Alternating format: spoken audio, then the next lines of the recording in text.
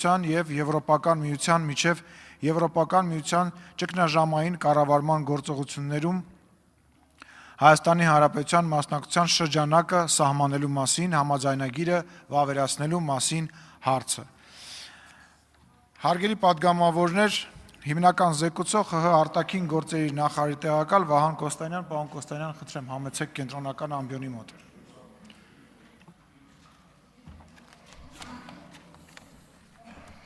Շնորհակալություն, ազգային ժողովի մեծարգո նախագահ, մեծարգո փոխնախագահ, խորհրդանի հարգելի գործընկերներ, ձեր ուշադրությանն եմ ներկայացնում Հայաստանի Հանրապետության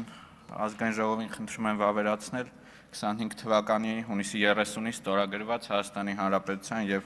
Եվրոպական միության միջև ճգնաժամային կառավարման գործողություններում Հայաստանի Հանրապետության մասնակցության շրջանակը սահմանելու մասին համաձայնագիրը։ Հայաստանը եւ Եվրոպական միությունը համաձայնագրով ցանկանում են սահմանել ԵՄ ճգնաժամային կառավարման գործողություններին Հայաստանի մասնակցության ընդհանուր պայմանները։ Նման հնարավոր հետագա մասնակցության շրջանակը սահմանող համաձայնագրում յուրաքանչյուր կոնկրետ դեպքում յուրաքանչյուր գործողության համար այդ պայմանները սահմանելու փոխարեն։ Համաձայնագիրը հնարավորություն է ընձեռում ճգնաժամերի կառավարման ոլորտում լավագույնս օգտագործել Եվրոպական միության փորձն ու գիտելիքները։ Հարգելի գործընկերներ, թույլ տվեք նկատել, որ Հայաստանի Հանրապետության եւ Եվրոպական միության միջև ընդլայնվող համագործակցության շրջանակներում արդեն իսկ շատ կարևոր տեղ է զբաղեցնում անվտանգային եւ պաշտպանական ոլորտի համագործակցությունը եւ ըստ էության այս համագործակցության շրջանակներում են նաեւ, որ Հայաստանում տեղակայվել է Եվրոպական միության դիտորդական առաքելությունը եւ Հայաստանի Հանրապետությունը ցանկություն ունի ոչ միայն անվտանգության սպառող լինել, այլ նաեւ աջակցել այն անվտանգային միջոցառումներին, որ մեր եվրոպացի գործընկերները իրականացնում են։ Ըստ էության կա այս պահին գործում են նման 20 առաքելություններ Եվրոպական միության, որոնց մանդատը սահմանված է կամ ՄԱԿ-ի անվտանգության խորհրդի համապատասխան որոշումներով, օրինակ Բոսնիայում եւ Հերցեգովինայում գործող առաքելությունը, կամ նման հրավեր է եղել տվյալ պետությունների կողմից Եվրոպական միության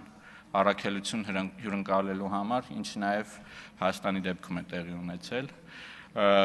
Թույլ տվեք նաեւ անդրադառնալ մի քանի հարցերի, որոնք մշտական հանձնաժողովի նիստի ժամանակ են հնչեցվել եւ փորձեմ դրանց պատասխանել։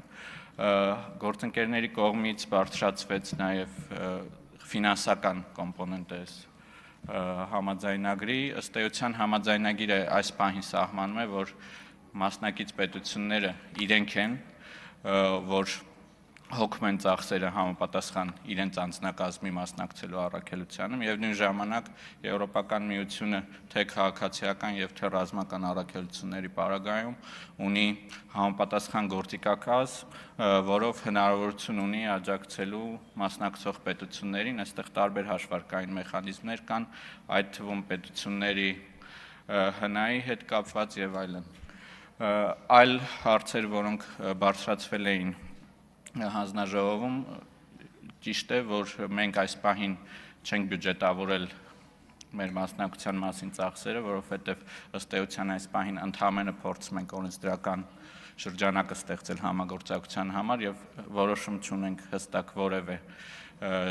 առաքելության մասնակցելու համար։ Կարծում եմ այնուամենայնիվ մեր համապատասխան գերատեսչությունները թե իրենք ունեն իրենց գործողմային բյուջեները եւ անհրաժեշտության դեպքում նաեւ կառավարության պահոստային ֆոնդը կարող է օգնել այս ծախսերը հոգալու համար եւ հնչել էին նաեւ հարցեր, եթե չեմ սխալվում, պրոցեդուրայի հետ կապված, թե մենք ինչպես ենք մասնակցելու այս կամ այն առաքելությանը,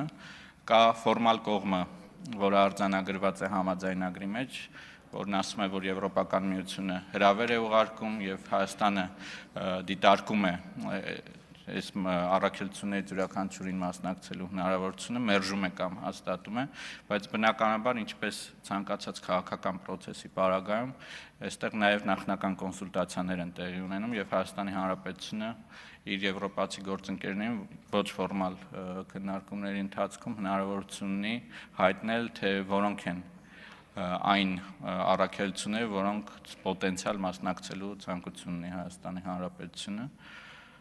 Ըստ էության այսքանը, խնդրում եմ պատեղ պահի դնել քվեարկության։ Շնորհակալություն, հարգելի փոխնախարար, հիմա հարցերի համար падգամավորները կարող են գրանցվել, գրանցում։ Իսկ մինչ падգամավորները գրանցվում են, տեղեկացնեմ հարգելի գործընկերներ, որ այսօր հոկտեմբերի 28-ին Բաց դռներ ծրագրի շրջանակներում ազգային ժողովին այցելել Լոռու մարզի Սպիտակի Ալեքսանդր Մյասնիկյանի անվան թիվ 1 հիմնական դպրոցի աշակերտներ եւ ուսուցիչները ողջունում ենք, բարի գալուստ։ Մարիա Կարապետյան, խնդրեմ, հարցի համար։ Շնորհակալ եմ մեծարգո նախագահ, հարգելի փոխնախարար, ես կարծում եմ արժե մեր հանրության համար օրինակ շեշտել, որ